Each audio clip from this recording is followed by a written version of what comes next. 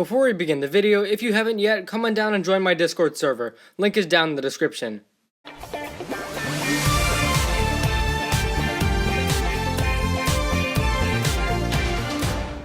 Hello everyone, welcome back to the channel for my Season 14 halftime special. Halfway through every season, I make a video talking about the things I like and dislike so far. Although I usually discuss theories in the second half of the video, all of this season has already aired in French, so this video will only be my own thoughts and opinions of the English version. And seeing as we're technically halfway through the English version, I think this video will still work. I will only be discussing spoilers for the first half, not the second half. And yeah, let's get started with what I enjoy so far.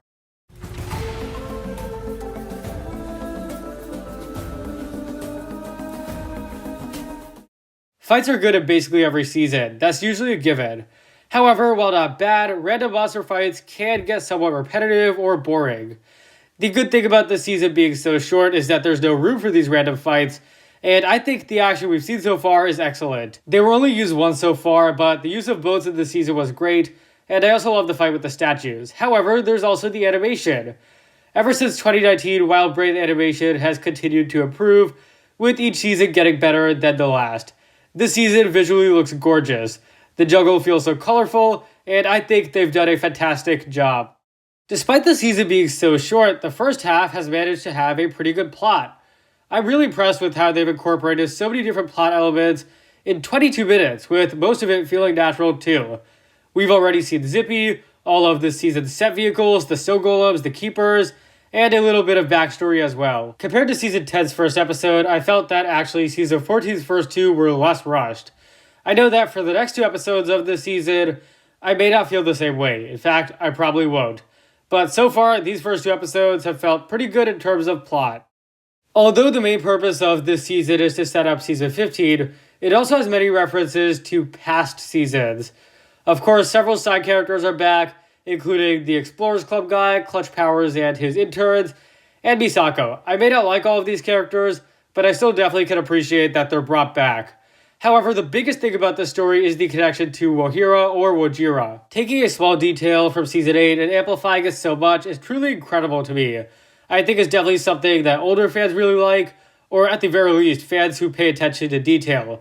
It also just improves the continuity of the show, and shows that these small details truly do matter.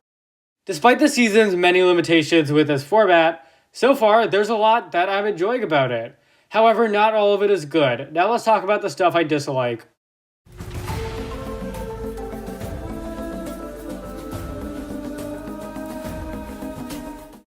I don't hate Twitchy Tim and I don't really dislike him, but at the same time, I don't like him either, and I feel this is a very odd character, and not in a positive way.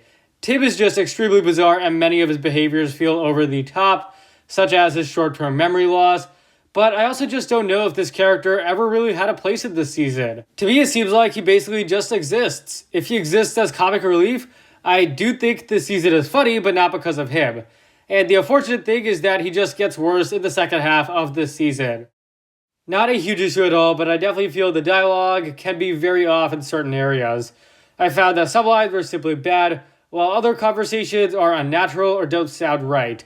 From the moment we saw it in the trailer, the "you will be our prisoners forever" line was always pretty bad, to be honest. But there are other conversations that could be better, such as Lloyd and Pixel at the start discussing the Cryptarium breakout. Being a short season, Season 14 often has to explain off-screen but important events with dialogue, and while it's definitely necessary and I'm glad they do properly explain, sometimes these scenes can feel forced or don't really fit in. And those are my thoughts so far on Ninjago Season 14, The Island. I have to say, I actually think this season is decent so far. It's not incredible, but for a 45-minute season, it's off to a good start. So I'm going to give this season's first half a 7.5 out of 10. Again, it isn't really anything special. However, it is enjoyable, it has a cool story, so that's pretty good. Anyways, thank you for watching. If you enjoyed, be sure to leave a like, subscribe, and share with anyone and everyone you know. Share your thoughts on the season so far below, and I'll see you next time.